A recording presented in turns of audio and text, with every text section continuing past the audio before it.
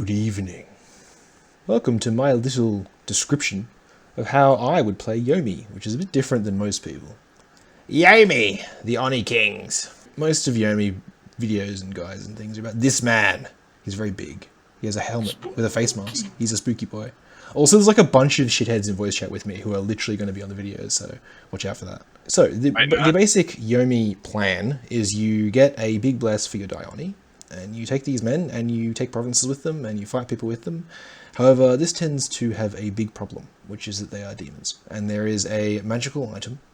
There is actually a few magical items that do ×3 damage to demons. Now, this isn't like, if you hit him and do 1 point of damage, that becomes 3 points damage. This is like you hit him, the base damage of the weapon is multiplied by 3, and then it is compared to any armor or protection or whatever he has, which generally results in him exploding into a cloud of cinders almost instantly. So earlier today, I tested a different expansion using these little men, who are cute and small, but while they look really small and cute, and they're only size 1, they have the strength of an average human, -1, like decent attack skill, a really long, really sharp and pointy weapon, and they only cost, in mountains, 5 gold, which is half the cost of a human, for basically a better human that comes 6 to a square and stabs people to death. So I tested that expansion. Yomi's guaranteed to start on a mountain. Yes, and Yomi does tend to start on a mountain. I'll open up that expansion for us and we can have a look. This is the turn 12 of the expansion. As you can see, we've expanded. It was a bit slow at the start because I didn't have as many resources and so on, and money, gold, that I would like. In fact, the gold is still quite low because Yomi comes with an income malus. That means that they struggle to produce pretty much anything, which is why people lean on the Dioni so hard. But at the end of this expansion, I did have quite a few troops. Specifically, I had an absolute fuckload. I had 750 little goblins. And the men, these men, very important, they have a big hat and 120 leadership, so the goblins don't run away, to lead them. In an early war, you would need to have a god that is basically not troubled by 15 piercing damage, or with Strength of Giants, 20 piercing damage. Completely untroubled, like he can get hit 100 times a turn. And yeah, so that kills a lot of things. So you need to be using something like Physmos, which is a specific type of Titan buff scheme. You need to be doing something to fight this off. Or you need to have Sacreds that both do a lot of damage and have a very high protection score. So like Abysian Burning Ones, who have a Barkskin Blast or something to fight these guys off. These fights tend to be pretty one-sided in my favor. The Bakemono don't really take any casualties. They kill pretty much all indie troops. The basic strategy for this expansion is you use the Bakemono in several groups, which is allowed for by the fact that your demon commander has so much leadership he can have 4 squads with no penalty. And the demon general is actually required, which is unfortunate because he costs 2 commander points per demon general, but the Bakemono just destroy everything. There is nothing that can stand against them. Here you can see some elephants just getting absolutely ripped to pieces. I mean, like, this is a whole bunch of archers with some elephants. Like, this should be defeating some guys who don't really wear armor, but they're just not. Like, they're trying, but, like, it's just not going their way. And that's true of pretty much every single expansion I did. Over here we have a group that literally just walked out of the capital on turn 2, and they just kept going. They've taken a province every turn, no issues at all. And like they've taken some attrition, but like, dear God, there was only 30 Bakemono to begin with, and now there's still 9 left. For example, here you have some guys in front in a small group, and then a big group behind. This is because the archers will prioritize the closest targets sometimes, not always, just enough that a lot of arrows will miss that would otherwise hit. And when the enemy hits the smaller group, the infantry, they will lap around the front of the little group, and they'll go around the sides, and then the second Bakemono group will come up and hit them in a lot more flanks and complete surrounds than they would otherwise. So your front group will take more attrition, but overall you'll have less attrition and kill more things more reliably. But like, these kind of scripting tricks were just not required. The Bakemono just kill everything on their own with no help at all. Now, it's not really scripting because they're undisciplined. I mean, yeah, well, you put them where they want and they go do their own thing, but you can sort of control where they go. So you can also make Bakemono any mountains that you seem to come across. I couldn't really this expansion because I just didn't have enough money until later on, but like, if you end up like having more money than I did at the start and taking more places, you can build multiple groups of these little guys. You can create stealthy leaders for them to take provinces and raid. Like, these guys cover a lot of roles just inherently. And also in any highlands or mountains, you get these, which is the other thing about the nation that you should be paying attention to.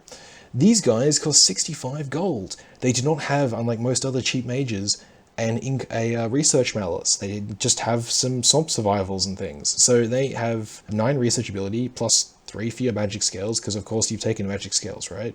If you're doing this. They come with nature 1, death 1. That's not great, but like, like they can still cast swarm. And they have a national ritual. It's fairly cheap to upgrade themselves to give it a fire magic or whatever. You don't really care about it. You care about it a little bit. Despite your very low income, if you make enough mountain labs and spam enough of these guys, you'll have okay research. Not great, just okay.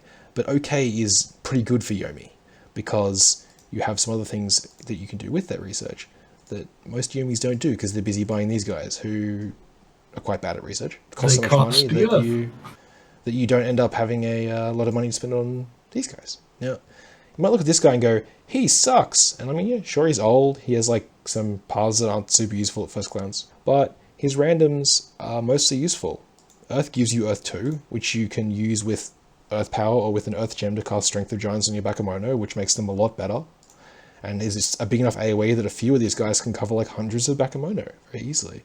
Also, because Bakemono are such small little guys, if it sticks to a square, it makes up the fact that they start in skirmish formation. If you get air and you give this guy a Skull Staff, which can be made by the Death 2 guys, then he can cast Wailing Winds, which is a very, very powerful spell. And having a lot of guys who can cast Wailing Winds by passing a Skull Staff through the laboratory to a different guy is extremely powerful. And then D2 is can cast Shadow Blast, which is in the same tree as Wailing Winds, which is Evocation, if you don't know. Which is a good spell, does damage. It'll hurt things via a MR resist or armor negating damage that your Bakemono might struggle to hurt. Alternatively, he can cast Skelespam, which is Horde of Skeletons in Enchantment 5, and he can target things like thugs or gods that your Bakemono again can't hurt. So the D2 guy's good, the E2 guy's good, he can cast Earth Meld and stuff as well, help your Bakemono out, but mostly buff them. The Wailing Winds guy's good. The Fire guy, like, he can make Skulls of Fire at Construction 6 to get Fire 2, but honestly, you can mostly ignore him. At most, you spend a gem with him to cast Phoenix Power on himself, and then another 2 gems to get a Fire Elemental if you needed a Fire Elemental for some reason. Mostly, these guys, the 3 of them are good for combat, and after a bit of research, and one of them's a bit of a lab monkey, but that's fine. And then you have the Naminari to research, so between these 2 very cheap mages, you can put up with the lower income that would really hurt a lot of other nations because they would have much more expensive wizards they require. This guy you can largely ignore. You can use him to fight because he has Death 2 and he gets some other good cross paths. He actually can cast Wailing Winds easier than your sorcerers, but the problem with him is he costs 200 gold and he's not very good at researching and he's just a bit of a boondoggle. You should probably make some of him, but you probably mostly want to rely on these guys because they have more lab utility and you are short of gold.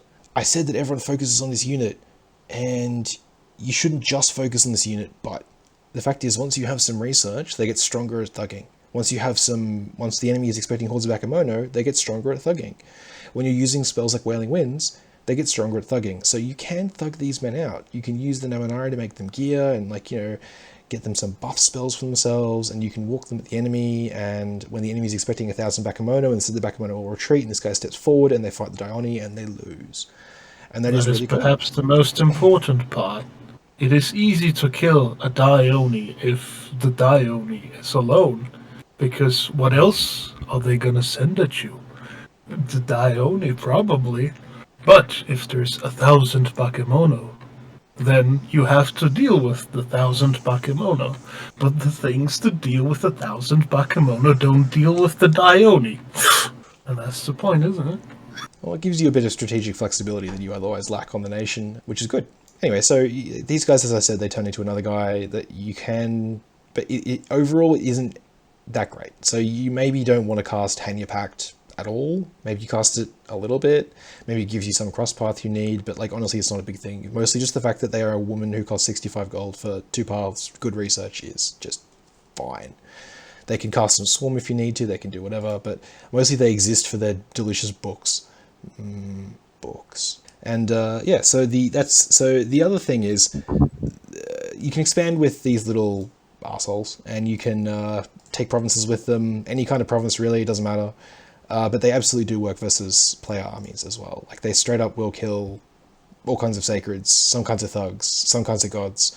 I did one test with them after expanding with these people. Someone was like, air elementals will kill them. So I did a test with air elementals and tested 16 air elemental casters versus like 1,500 Bakemono, because it was how many they would have produced by the time the air elemental casters got to Conch 5 or had been built. So it was like the same amount of turns on both sides, and the Bakemono won. They lost like 400 Bakemono, but they straight up killed like 80 gems of air elementals, which was very horrifying for me, as I use elementals extensively in every game of Dominions I've ever played, so that would beat me back into the Stone Age.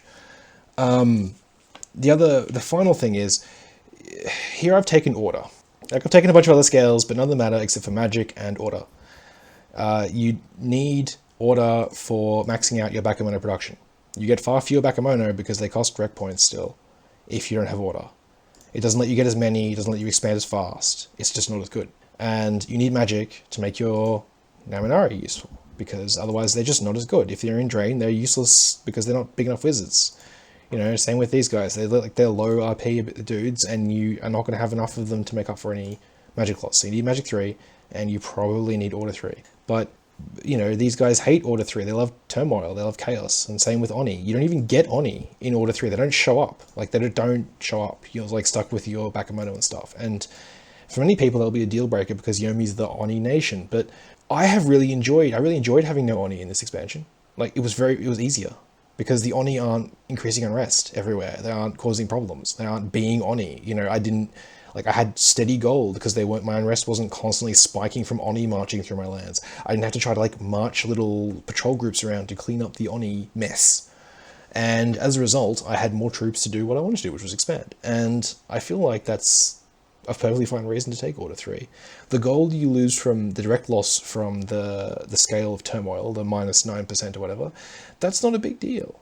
It's the gold loss from the unrest, because even a small amount of unrest will seriously impact your gold production in a province, and turmoil means it won't naturally go away as fast, so you'll have to actually patrol it out, which will cause pop loss, which will cause more gold loss. And over time, it really does add up, because you have these Oni in your lands, they're spawning wherever you've got temples and all sorts all over the place. Then you have to march them through your lands to get to enemies and lead them, and you know, it's just a huge headache for a bunch of guys that frankly just don't add all that much to your nation. So I am perfectly happy running this build with Order 3 and just using the Bakemono for whatever I want done. As you can see, I have a fair few of them. There's Bakemono pouring out of every orifice. I have no shortage of Bakemono. If I need someone punched, they can do the punching for me, and then I can focus on making my wizards and doing some sort of wizard magic. And, you know, maybe some of these guys, once I have money and, you know, they're not like such a big drain on my economy. The only thing about this build I'll potentially change is an Awake God would help it get off the ground faster, in that we could take some of these provinces faster, get more gold flowing, get more resources flowing, and get this humongous Bakemono production running 2 or so turns faster. That would be a true rush. This is just a really nice expansion that leaves you with a really big army that you can use to rush someone if you want, and they can't really do much about it unless they're a specific nation. Yeah, that's how I would play Yomi in any case.